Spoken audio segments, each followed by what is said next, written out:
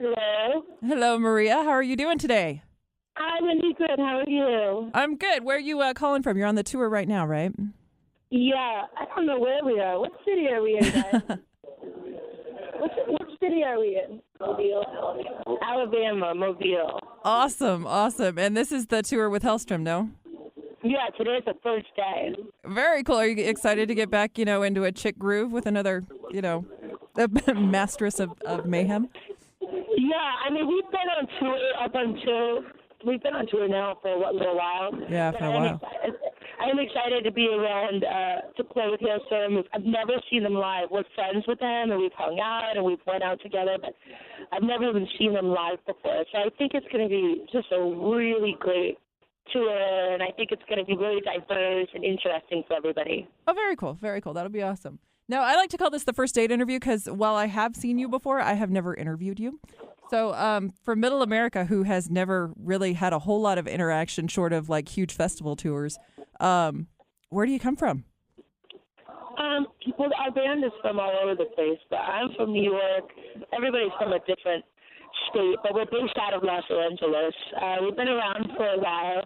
Can you hear me pretty good? I just want to make sure. Yeah, it sounds like you're at a party, but it's cool. I'm in a coffee shop. Sorry. That works. No, that's okay. I've never done an interview from a coffee shop before. Okay.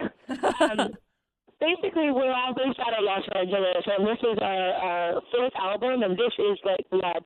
And that's kind of the album that's kind of bringing us to the next level, and this is the album that's kind of basically creating everything that we've ever been dreaming of. So it just goes to show that hard work sometimes pays off. You just got to believe in it and take your time and, push through. But basically, we're like a hard rock band with a lot of metal influences, but also a lot of really melodic and slow influences as well, and industrial. I mean, we're definitely a super diverse band, that's for sure. Yeah, absolutely. Now, I saw you, the first time I saw you was, I think, 2000 and I want to say 7 or 8, opening up for Static X on an off date of an Ozfest tour. Right, that was like earlier in our career. Right.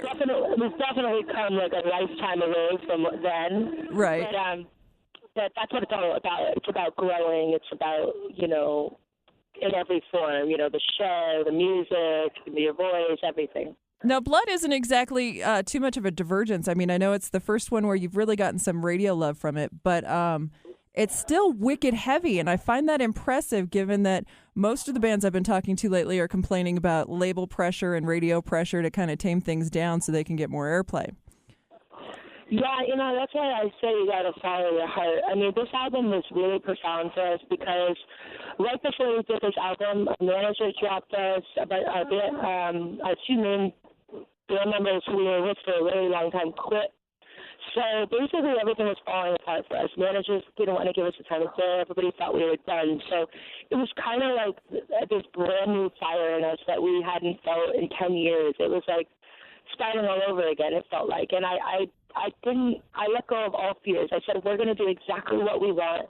We're going to follow the exact path we want. We don't care if people want me to sing or scream or they want this or that. We got to follow our hearts and just do something that we've never heard from ourselves and other people haven't heard from us. And if I want to scream, I'm going to scream. And if I want to sing, I want to sing. You know what I mean? So we really just wanted to do something special. And I'm really glad we did because I always was told, you can't scream on the radio, it just doesn't work, and blah, blah, blah. And I hear bands scream on the radio, so that's a bunch of crap when I hear that, So I was like, I'm just going to do what I want, and I'm going to just follow my heart. That's awesome. So when you sit down to write, do you have a process? Like, do you write on the road, or do you just go home and lock yourself in a closet? No, we write together. Me and Chris and our producer, we do a lot of writing with our producer. It's usually not a lot of writing on the road, though I like to. Chris doesn't really like to write on the road that much, but I do like to write on the road. So this time I think I'm going to start writing on the road for the next album, but we don't have to worry about that yet because our album's still brand new. Right. Only out since June 18th, right? Right. Awesome. And Blood is an intense track. I'm impressed that it's actually on the radio, to be honest with you. I didn't see it. Like, I knew it would take hold, but I didn't see it quite going so mainstream, which is kind of awesome. That's so awesome. Do I ask, what motivates you to write a track like Blood? Because it's pretty dark.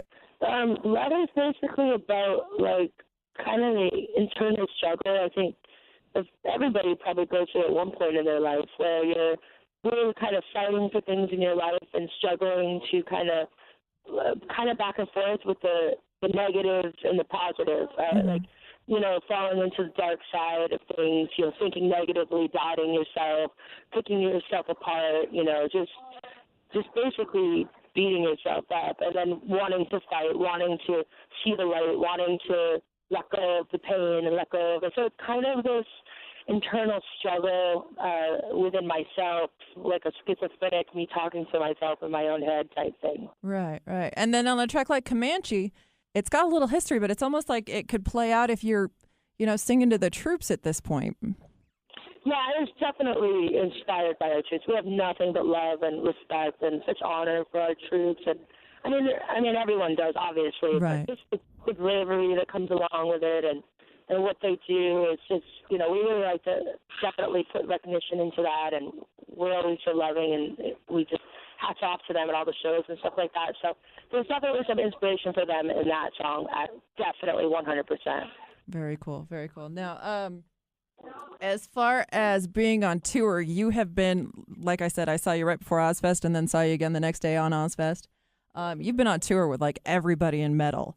So as far as getting out there and being able to, I don't know, kind of like draw from all that energy, who do you find yourself drawn to? Like, who do you think is inspiring you at this point? Do you still take your inspiration from those around you, or, you know, do you go back to, you know, those that started the inspiration from the beginning? I think everybody, you know, I mean, I continuously always want to grow and learn, and of course, you know, our peers. We just did a show with Rob Zombie and Marilyn Manson, so that was completely inspiring. Just the theatrical part and the show, because we're really upping our theatricals and the performance and stuff. So, you know, I'm always trying to learn and watch people. There's so many talented musicians that we've toured with in the past until now, and so yeah, I'm always trying to grow. And I think the great thing about us having such underground metal roots connected to us is, you know, we have toured with so many heavy metal bands, so much heavy stuff, and we have a lot of that in us. And what that does is that really created me into a really strong front woman, because I had to deal with a lot of crap and hecklers, and you know, we've opened up for Nile, Behemoth, Megadeth, Devil's Driver, so, you know, the heaviest bands there is. And so I had to learn how to, you know, fight through that and win a crowd over, and learn how to command the crowd, which is the most challenging crowds that you can win over. So I'm really grateful for all the different diverse bands that we've got to tour with, because it really, you know, taught me a lot.